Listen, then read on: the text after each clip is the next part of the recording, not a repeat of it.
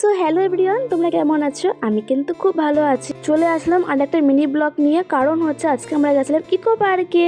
তোমাদের জন্য কোনো ভিডিও আমার দেওয়া হয় না, টুকটাক রিলস দেওয়া হচ্ছে, কোনো ভিডিও দেওয়া হচ্ছে না, আপলোডও করা হচ্ছে না।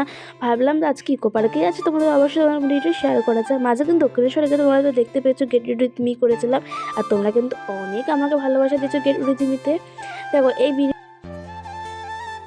দেখো দেখতে দেখতে কিন্তু আমাদের 1-2 ঘন্টা না 1.5 ঘন্টার মতন আমরা চলে যাব ইকো পার্কের দিকে।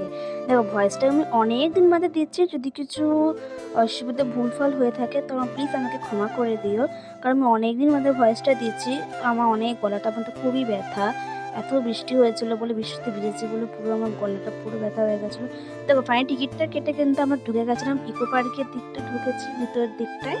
তো ঢুকতে ঢুকতে কিন্তু এমন বৃষ্টি, তো ফোনের মধ্যে আমার জল ঢুকে গেছিলো, তো সেটা তো তোমাদের সাথে আমি ফুলটা ভালোভাবে শেয়ারটা করতে পারলাম না। যখন আমি এডিট করি তখনই দেখে গেছে আমার ফোনের মধ্যে জল ঢুকে গেছে, আমার এই ভিডিওটি আচ্ছা হয়ে গেছে। হ্যাঁ, তোমরা যদি বলো লং ভিডিও না, তুমি শর্ট ভিডিও দাও প্লিজ, আমি কিছু বুঝতে পারছি না। আমি তোমাদের সাথে আমি অবশ্যই শর্ট ভিডিও দেবো। অ্যাকচুয়ালি হচ্ছে আমি লং ভিডিও আমি তোমাদের সাথে শেয়ার করতে পারছি না, তো লং ভিডিও দিচ্ছে আমার আপলোড হচ্ছে না, মানে আমার ডিলিট হয়ে যাচ্ছে, কিছু না কিছু ডিলিট হয়ে যাচ্ছে। তো তার জন্য তোমার সাথে আমি তাড়াতাড়ি মানে স্পিডে আমি লংটাতে দিতে পারলাম না, কিছু মনে করো না, সরি।